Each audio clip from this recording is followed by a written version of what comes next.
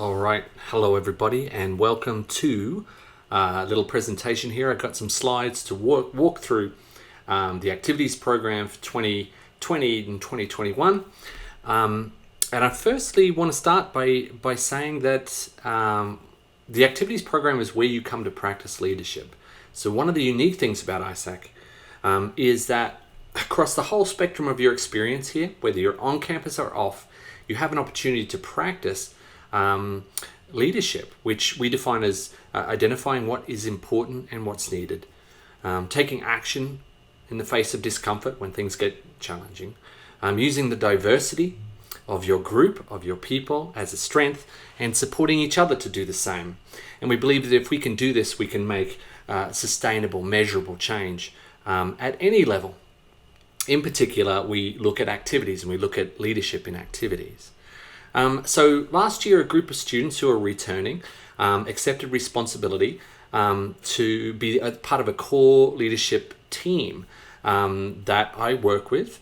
And now their role, we work as a, when I talk about supporting each other in the practice, well, essentially what this group does is support other people who choose to become leaders. They work with those people to skill them up. They find out what their needs are that they've identified and bring that back to the group so we can design more effectively to build the program each year.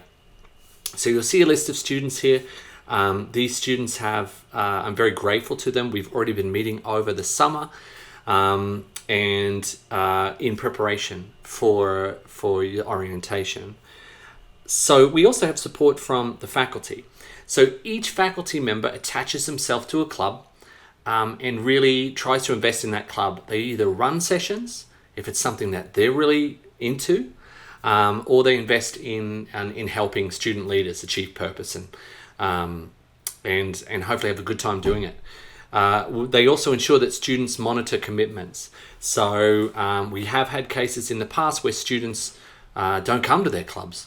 And so if that's a challenging situation to negotiate, teachers are always there to help in any way and help negotiate that territory.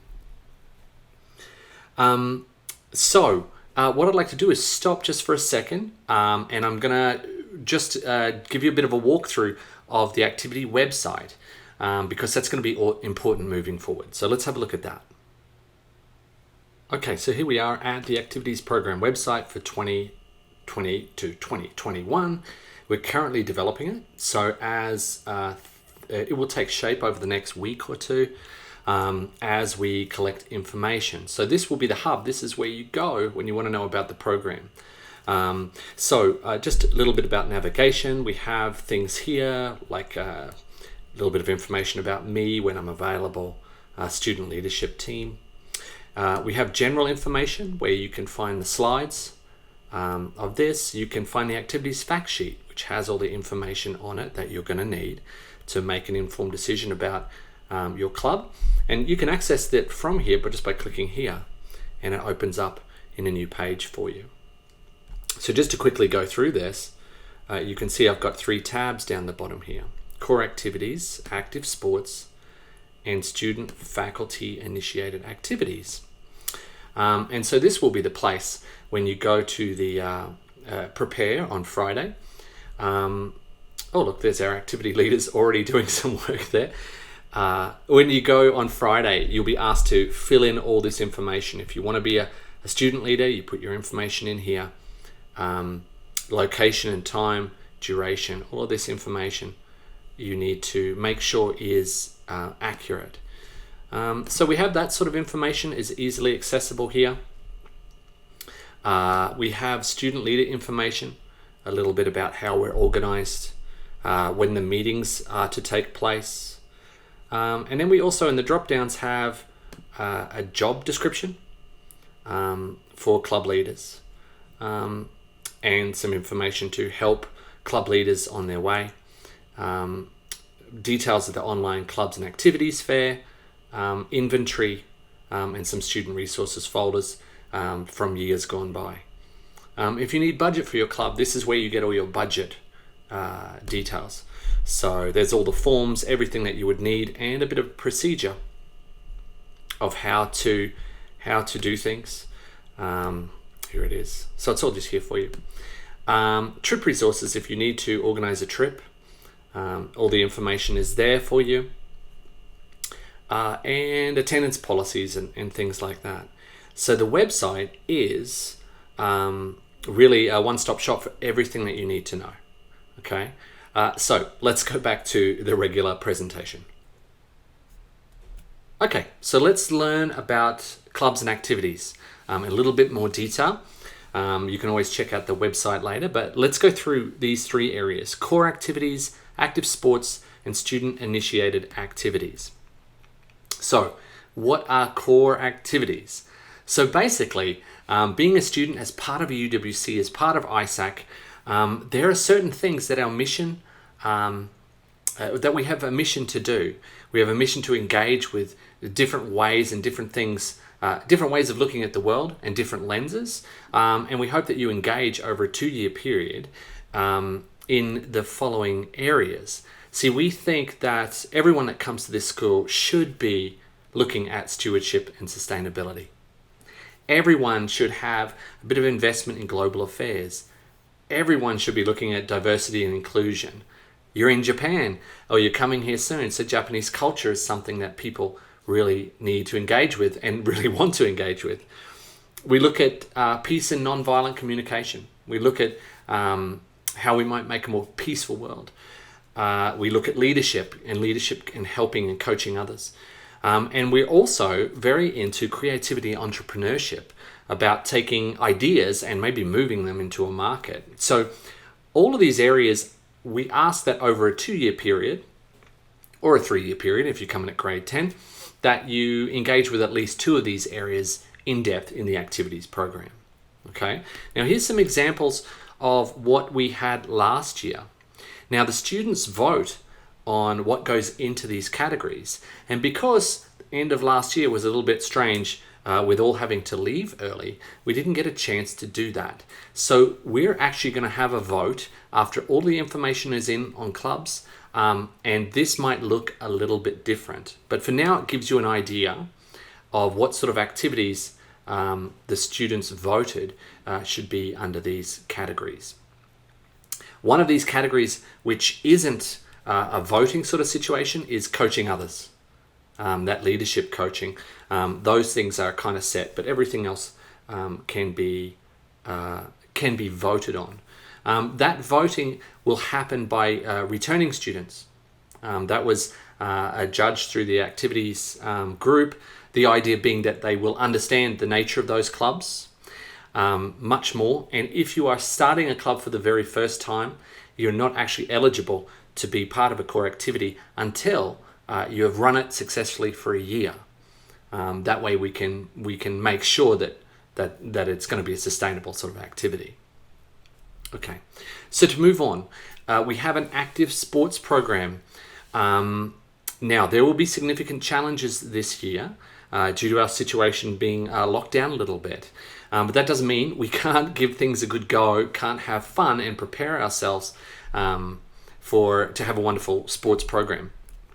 So in the past, what we've done is we've had the following sports as being really the competitive teams.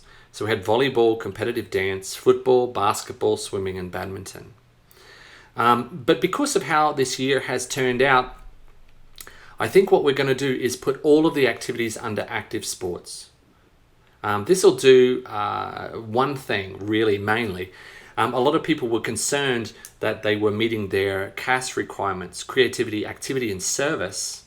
And so by putting all of these together, it just ensures that there is no confusion that you're meeting what your requirements are for that part of the academic tracking. So this is just a small example of other clubs that we have, but you might bring new things. You might be into ultimate frisbee or whatever it is. You'll all be considered under this sort of active sport.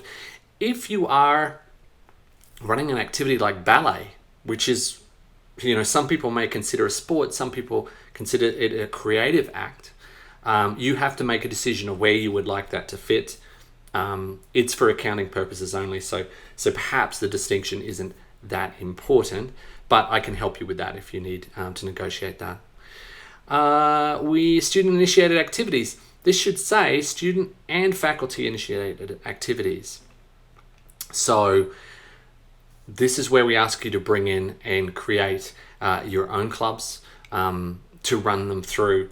And you can see, as I showed you on the website before, you'll have to sort of have a real think about how you want to run those groups, what you want to achieve, and the sort of people that you want to attract. So I would invite you to go back after this meeting and sort of have a look through the link, have a look through the website, and you'll be able to see what has already been on offer. If you're new, you can attach yourself to a club, and if you're returning, you can have a refresher. So this is a basic understanding of how the program's structured. And I know I'm going fast, but there will be plenty of time for you to sort of have a look through, talk to friends, ask questions. And we've got a little bit of time before we need to worry too much about activities. So let's go through the next part. How do I sign up to be a student leader? How do I start a club? And what can I expect from this Friday's leader session? So here's the timeline. So today I'm presenting, it's Tuesday. And the student leaders are going to give a workshop on Friday, basically to help prepare for the online fair. So if you'd like to be a leader, you have to attend that session, or reach out to the student leaders if you're off campus to find out what it is that you need to do. But essentially what that will be is to make sure that all of the information in the activities sheet is filled in, from your name all the way through to the description of the activity, all the way through to the time of day and time of the week you would like to run that. If we don't have that information, there is not enough information for people to choose. Okay? So I know a lot of you will go, I don't know what day for it to run. I'm going to have to ask my friends. Go ahead and do that. But by the end of Friday, we're hoping that all the information will be there. And that way, people can make a decent decision at the online fair and look for clashes between clubs and make decisions on what they want to spend their time on. Soon after that, we are going to, if you'd like to be considered for a core activity, you need to indicate that. And what we will do is we'll send out a survey for returning students and quickly turn that around and make an announcement of what will be considered core activities for this year. And then we have the team is preparing an online fair. So also you'll get information if you're a student leader on the online fair. I think we're going to use a program called Flipgrid. And in that program for the online fair, you'll be able to see a video that will tell you about the fair. Anyone can start a club. You don't have to start a club. If you come in and you really like, table tennis, you don't need to start a club. You could just do it yourself. A lot of people come to ISAC and they forget their individual pursuits. They more seek to team up with people, and maybe they leave their piano practice or something to the side. That's a shame. We got you to come to this school because we want you to bring those things and we want to help you continue to do them. But sometimes without external pressure from parents and things, they disappear. So you have to work out really what you want to do. With activities, you need to pace yourself. You might want to run lots of clubs. That means you're going to have to attend lots of meetings. That means you're going to have lots of other commitments. So if you don't want to do that, that's absolutely fine. You can see if you can join existing clubs. Have a look at the list and send an email out to find out of what that club's all about, and be friendly, and you get some more information. If you run a club and we do sign-ups and you don't get 7 people, it means that you won't be eligible for funding. You could still run that club, but it's not going to be part of the activities program. So it's very important that you talk to your friends, that you send out messages, that you try and get 7 members who can commit to the 6 months or the year or the season, however long that you're going to be. And if you do choose to run a club, periodically throughout the year, there will be small training courses that will help level you up, give you different perspectives, and help build your skill as a leader. And you will have to attend organizing meetings for budget and things like that every third week on Monday afternoons. So starting a club is a real commitment.